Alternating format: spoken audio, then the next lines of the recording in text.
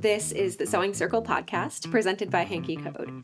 I'm Rebecca Vanderkoy, here to introduce to you up-and-coming queer artists and the powerful stories behind their work. Today, I am so excited to have the immensely talented queer alternative Christian artist Semler joining me. You might know them from their album Revival in My Mind, released in February, as well as a single, Jesus from Texas, that has done particularly well on social media. Semler, thank you so much for joining me today. Thank you so much for having me.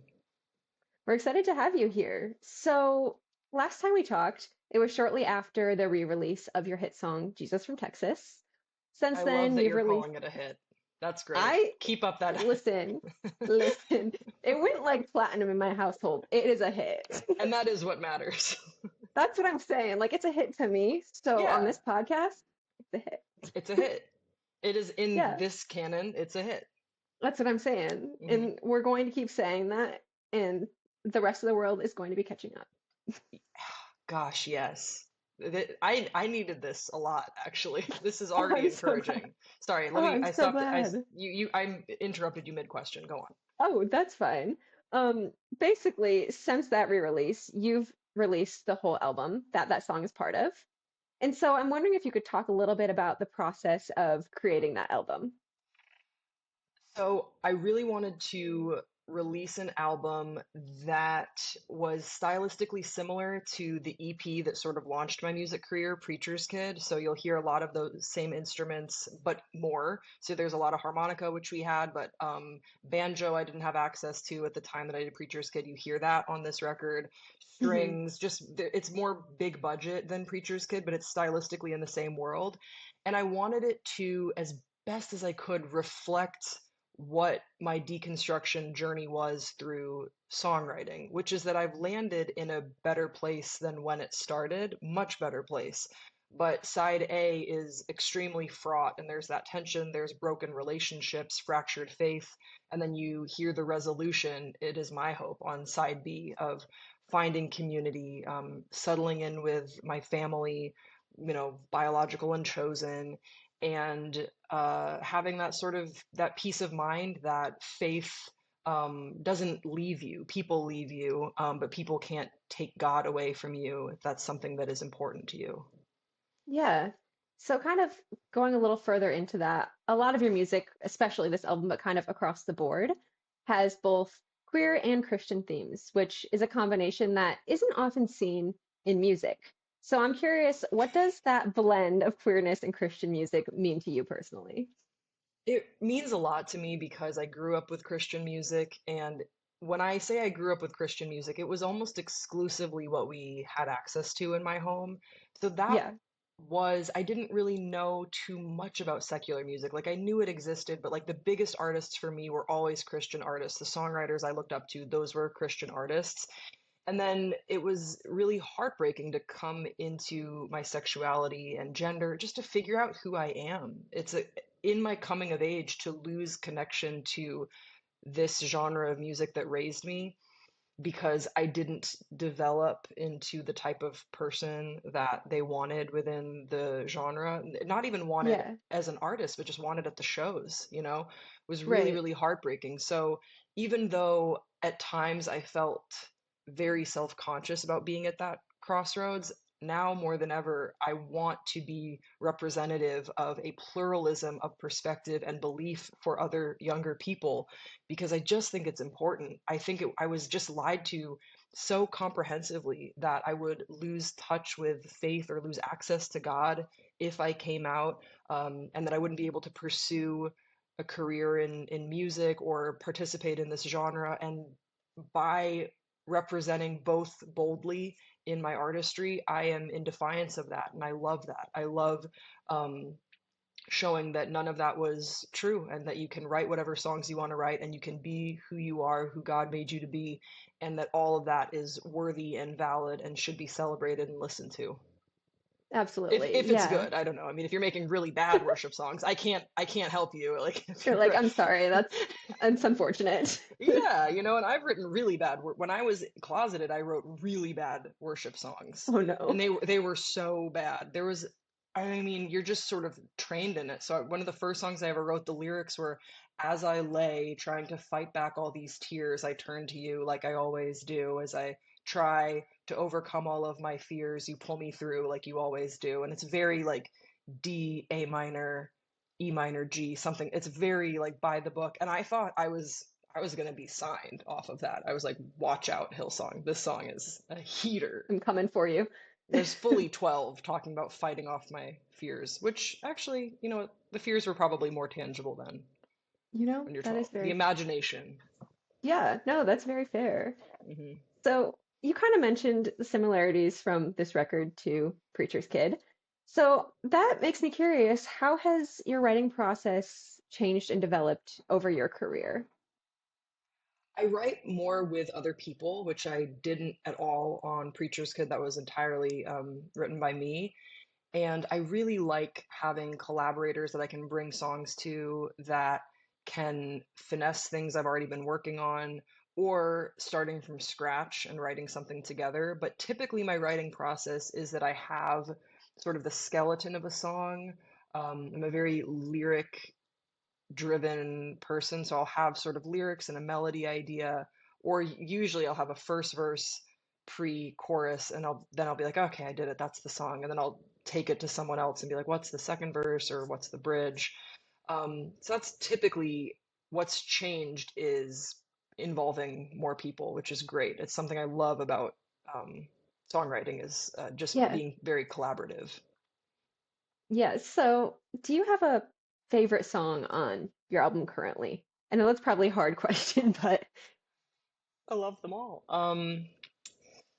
I really love In the Ether because that was a song, it felt just like it fell out of me at the end of a session working on something else. I sat down at, I think, Jax's piano, and I just had these chords in my head and I just started playing it. And I remember Jax's wife listening and being like, "That's good, Grace. Like, you should finish that one."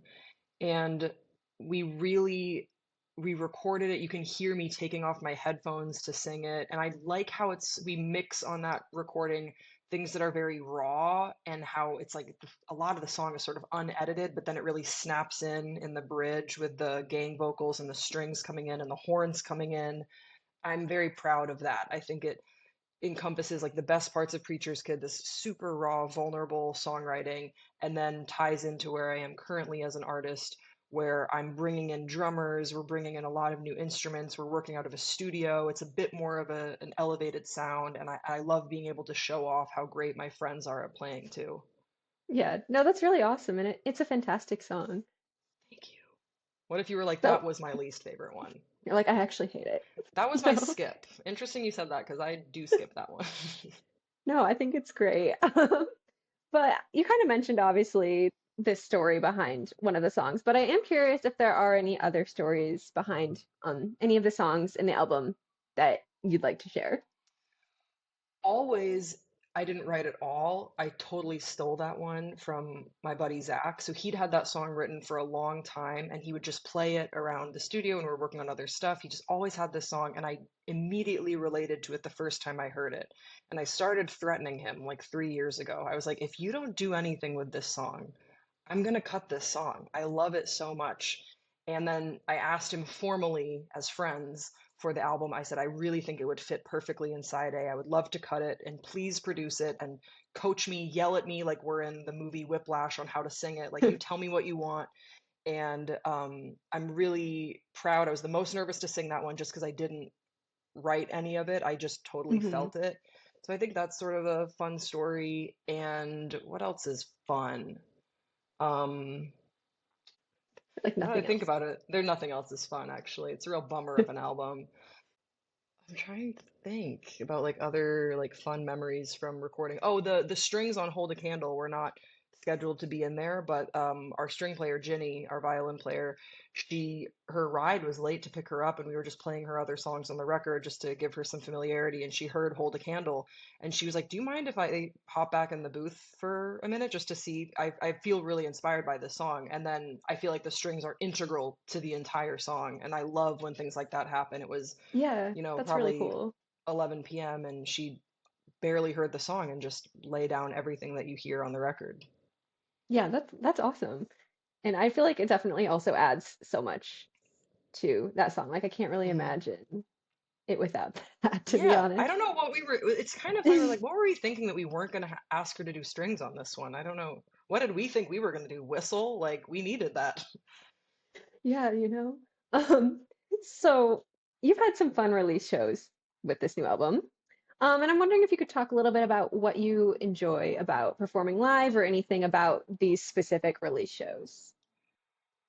These release shows were so much fun. I couldn't have anticipated how incredible the energy was. I was hopeful, but it doesn't feel real until you're on stage and you walk out and you see this, this swell of people, this beautiful swell of people, and it just feels like this big reunion to me because when you're an independent artist and so much of your career is self-starting, you do feel, I think, a very special, intimate connection with your listeners, not to be Yeah. parasocial about it, but you just know that these people root for you. You are sort of at this underdog stage in your career.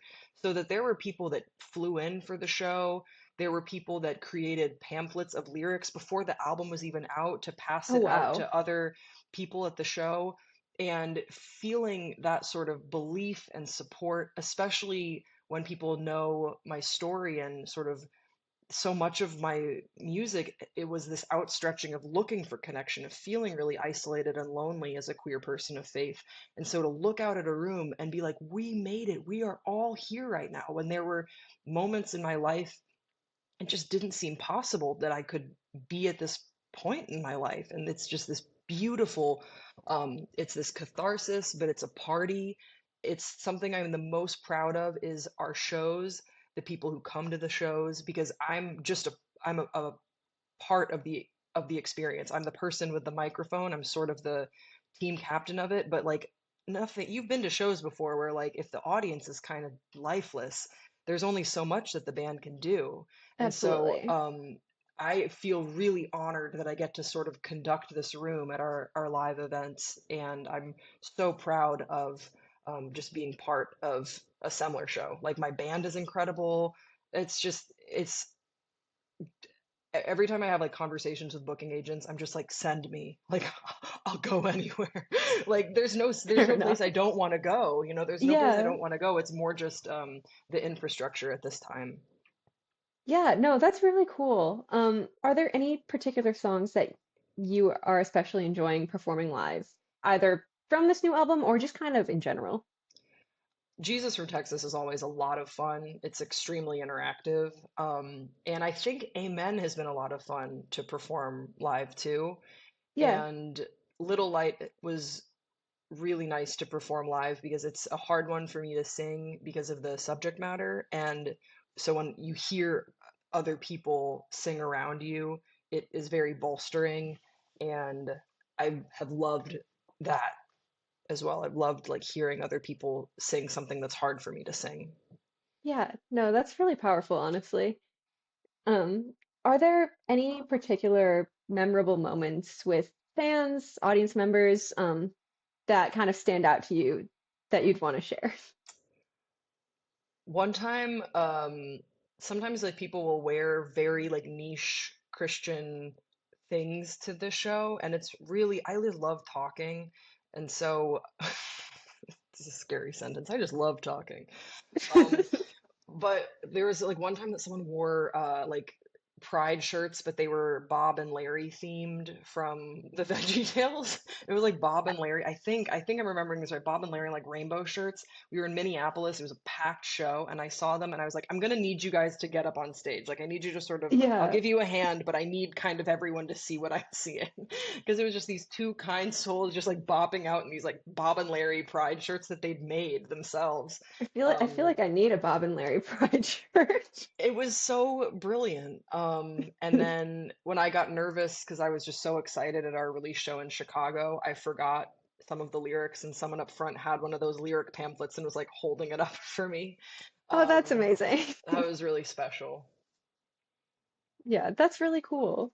So, I guess kind of switching gears slightly, although we've like touched on this a little, but some of your music is quite vulnerable with the topics that it explores.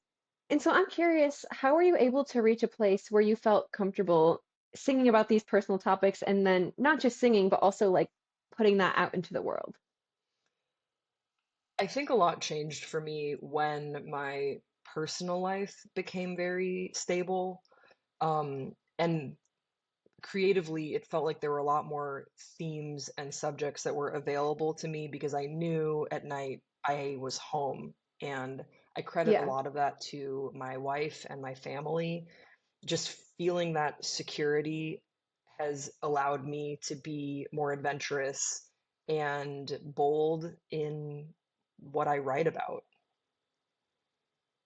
Yeah, no, that absolutely makes a lot of sense. And I also just think like one thing that I kind of noticed across the board, whether it's with like writing music or I very much do not write music, but I write other things. Um, Sort of like it seems like the more personal something is, the more that seems to resonate with other people, even if like the exact situation isn't, the exact situation someone's in. I think something about that level of like being really genuine and honest also hmm just like really definitely resonates with people a lot. So I think that's a very important aspect, of course, of your music. It reminds me about, do you know this Kevin Atwater song about being invited to a wedding over Facebook Messenger? I wish I could find it. Oh, Do you know the one I I'm talking think about? I've It's no, gone I think crazy I've viral. heard, yeah, I think I've heard this a time or like bits and Yeah. pieces of it. Yeah, or Jensen McCrae, Massachusetts, right? Those songs that are Yeah, so specific and personal and clearly from their life, like if they're the main character in their show, like this was the episode that they're writing about. yeah, And I've never had a boyfriend in Massachusetts. I don't know um, what like the specifics of that, but I can immediately relate to the chorus, like as long as I live, I'll remember um, the like all the stuff that you remember about a person that you've lost. And yeah, there is something in that specificity, and that's what I try to lean into as well. I think like the bridge of In the Ether is pretty emblematic of that. Like, you become my fan fiction. What else could I do? You said leave me alone, so I made you my muse. And then I just list off very specific things about this person that maybe someone doesn't relate to, but you kind of know the feeling of creating a fictional account of a person that's no longer in your life. yeah. No, absolutely. I definitely agree with that. Um, so you mentioned, of course, Jensen McCrae, and that kind of makes me curious, what artists have been inspiring you lately? Oof. Let me look. I love this question. Um, I was listening to the new Derek Webb album just now on my walk. Let me see who else Hmm. I was listening to. Reba McEntire. Um, Amazing. important, very important. I was listening to I love Chappell Roan. I think everyone does. Rustin Kelly, Joy Coon's new album. It's been Oh on yeah, rotation. fantastic. Lucy Dacus, Julian Yeah. Baker, the new Julian Baker and Torres record. Um, Trying to think of um, really like Molly Grace. I'm really kind of all over the board with. I was also just listening to Paramore. Um, why not? It's always a good idea.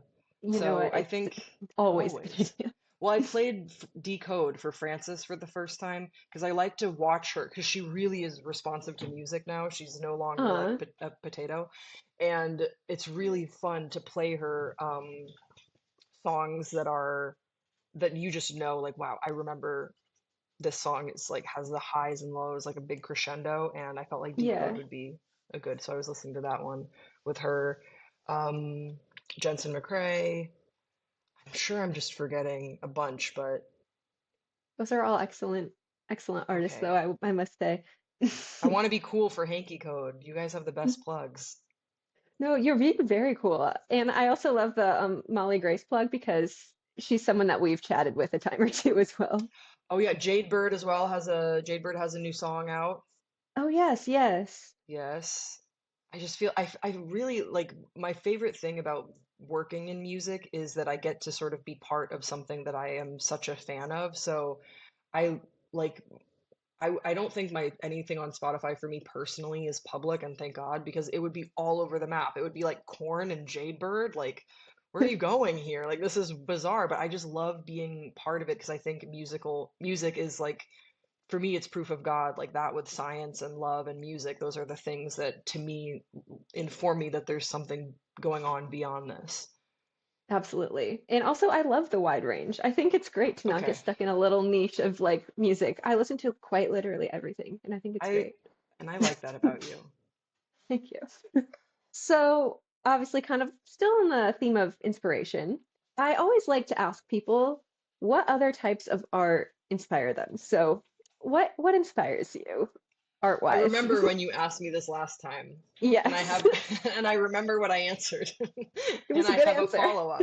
Yeah, I'm Okay. going to WrestleMania tomorrow. Oh, I'm so happy for you. Enjoy. The art of wrestling. Um, I've been very inspired by photography, actually. My friend gifted me, but also wrestling. Keep that in there. No, Um, of course. Wrestling first and then everything else. It's always wrestling first. The number of people, they're like, "What are you doing for Easter?" I'm like, "I'm going to WrestleMania." And they're like, "Haha, what are you doing?" I'm like, "I'm going to Like, I'm actually WrestleMania." going to WrestleMania. I'm waking up at 6 a.m. and I'm driving to Las Vegas. Um, Some dedication right there. yeah, I really like film photography these days. Um, I'm not very good at it, but what I like to do sometimes is I'll load a roll of film and give it to my wife. She has an incredible eye for framing things. Even just if you go at the end of the day, we will have gone to the same places and you look at her camera roll, you look at my camera roll, and somehow hers is just so much more beautiful than mine of just how she's seen the same thing.